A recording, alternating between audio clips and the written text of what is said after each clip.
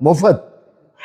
मला वाटतं महाराष्ट्रामध्ये एकमेव आमदार सदम असेल की जाखडी नृत्याला जिवंत ठेवण्याचं काम मागच्या 35 वर्षामध्ये मी केलं आहे. आणि त्यामुळं इतकं प्रोत्साहन मिळालं. गावागावामध्ये वाडीवाडीमध्ये जाखडी नृत्य निर्माण झाले.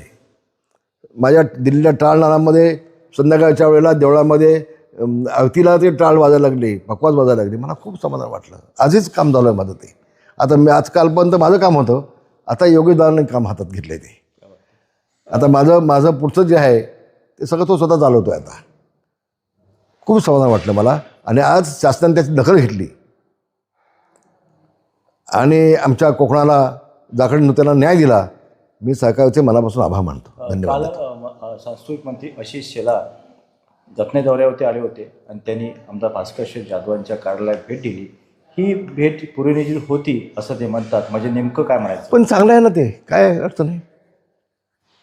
एका राज्यातल्या मंत्र्यांनी विरोधी पक्षाच्या आमदाराच्या कार्यालयाला भेट देणं हे चांगलं आहे. वाईट काय त्यामध्ये?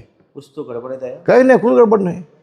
तुम्हाला एक आठवण करून देतो. मी ज्यावेळेला आमदार होतो आणि विजयसिंह मोहिते पाटील ज्यावेळेला मंत्री म्हणून चिपळूण आले होते, तेव्हा चिपळूणमधून जेवायला ते माझ्या घरी आले होते जामग्याला. तर प्रत्येक वेळेला भास्कर जाधवांना कावेळणीच बघणं हे पण योग्य नाही ना. नाही पण भाई आपण त्यांनी बोलवलं असेल, बाबा तुम्ही बाजूला येतात माझ्या कार्यालयात या, आले की रे. मी तर म्हणतो आशिष शेलार यांचा मोठेपणा आहे. मला जातो आशिष शेलार यांना मी धन्यवाद देईन की पक्ष डोळ्यासमोर न पाहता एक लोकप्रतिनिधी म्हणून त्यांनी भेट दिली. आशिष शेलारांचं कौतुक. भाई तुम्ही इतके वर्ष खूप जवळचे मित्र होता. राजकारणावर सुद्धा तुम्ही आणलं भास्कर शेठ जाधवांना आणि अजूनपर्यंत 4 ते 5 अधिवेशन झाले. भाई 4 ते 5 अधिवेशन झाली, अजून मला विरोधी पक्ष नेत्यापद दिले गेले नाही. मग भास्कर शेठ कुठेतरी नाराज दिसून येतात. काय सांगा भाई? काय हो, नाही मी स्पष्ट बोलतो. तो बिचारा रात्री झोपत नसेल. त्याच्या ध्यानी मनी स्वप्नी जळी स्थळी पाष्टी पाशानी ते फक्त त्याला बिचारायला विरोधी पक्ष नेतेपद दिसतं त्याला. तो सभागृहामध्ये देखील अशा आविर्भावानं बोलतो. मी काल हसत होतो, याचं उत्तर कोण देणार आहे? हा तुम्ही देणार आहे, मग कसं आम्ही बोलायचं? मग मी बोलत नाही. म्हणजे अगे एक राज्यमंत्री जर उत्तर देत असला, कॅबिनेट मंत्री आता आहेत, पण ते जे अविर्भाव आणि जे बोलण्याची स्टाईल, म्हणजे मी कोणती फार मोठा माणूस आहे, मी सामान्य माणूस आमदार नाही आहे. आणि मग तुम्ही काय उत्तर देणार माझ्या याला? मग मी काय बोलायचं? काय मला गरज नाही बोलायची? हे जे काल पाहिलं ते मला वाईट वाटलं थोडंसं. विधिमंडळ हे कायदेमंडळ आहे. तो आशिष जयस्वाल अभ्यासू राज्यमंत्री आहे, खूप अभ्यासू आहे. तर अशा पद्धतीनं त्यांचं मी जे कालचं पाहिलं विधिमंडळातलं, ते त्यांच्या डोक्यात गेलेली हवा आणि मी किती हुशार आहे बघा आणि मला लवकर काहीतरी द्या याचं ते, हे असा एकमेव कार्यक्रम चालू आहे त्यांचा. त्याला शुभेच्छा. लवकर काय द्या पाहिजे नेमकं भाई? काय मग काय त्यांच्या मनात जी काय इच्छा असेल ती पूर्ण व्हावी. कुठे इच्छा पूर्ण व्हावी? नेमकं कुठे इच्छा व्हावी? आता आशिष शेलार आज गेले त्यांच्या ऑफिसमध्ये, त्यांनी त्याची नोंद घ्यावी. म्हणजे कुठेतरी त्यांच्या ऑफिसमध्ये गेले बिचारे, त्यांनी नोंद घ्यावी. कुठेतरी भास्कर शेठ जाधव भाजपकडे जाण्याच्या मार्गावरती असं वाटतं. तर मी कशाला बोलायचं?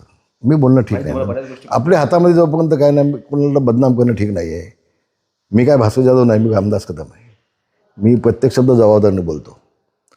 पण एवढं निश्चितपणे भास्करजी मोठी स्वप्न बघतायत, ते साकार होत नाही बिचाराची स्वप्न. तेव्हा आता स्वतः मंत्री महोदय भाजपचं तर गेल्यानंतर काय फरक पडतो काय बघू आता पुढे भविष्यामध्ये. आगे देखो होता है क्या देखेंगे. खूप मजेची गोष्ट आहे. उद्धवजींनी रामरक्षा म्हणावी, खूप मोठा विनोद आहे. खूप मोठा विनोद आहे. जे उद्धवजी काँग्रेससोबत गेले, जे उद्धवजी सोनिया गांधीसोबत गेले, ज्या राहुल गांधींना तो आदित्य ठाकरे मिठ्या मारतोय रस्त्यामध्ये, त्यांनी आता हिंदुत्वाचं बाबत बोलावं, हे हास्यास्पद आहे ना. लोकांना कळतं हो सगळ्या गोष्टी. आता लोक काय तेवढे दुधकुळे झाले नाहीत ना. काहीतरी आता आपल्या हातात हवं आहे म्हणून आपल्याला चला उतरायचं मैदानामध्ये. मी अजून जिवंत आहे, मी अजून वाचनांना मेलेलं नाही, हे उष्ण अवसर आणून दाखवण्याचं काम मी त्यांनी जे केलं आहे ते लोकांना कळतंय. सगळ्यांना कळतंय असं मला वाटतं. जयंत पाटील यांनी मुख्यमंत्र्यांची घेतलेली भेट. हो मला एक सांगा, मुख्यमंत्र्यांना कोणी भेटायचंच नाही विरोधी पक्षाच्या आमदारांनी? जयंत पाटलांचं मतदारसंघातलं काय काम असेल, अन्य कुठलं काम असेल, मुख्यमंत्र्यांना सगळे भेटू शकतात. पण ते भेटले म्हणजे त्यामध्ये काय ती काळं आहे असं तुम्ही पत्रकार मंडळी का बघताय मला सांगा. जयंत पाटील अतिशय चांगला माणूस आहे, हुशार माणूस आहे, स्वच्छ माणूस आहे, माझा जवळचा मित्र आहे. मी त्याला जवळनं पाहतो, मी जवळनं ओळखतो.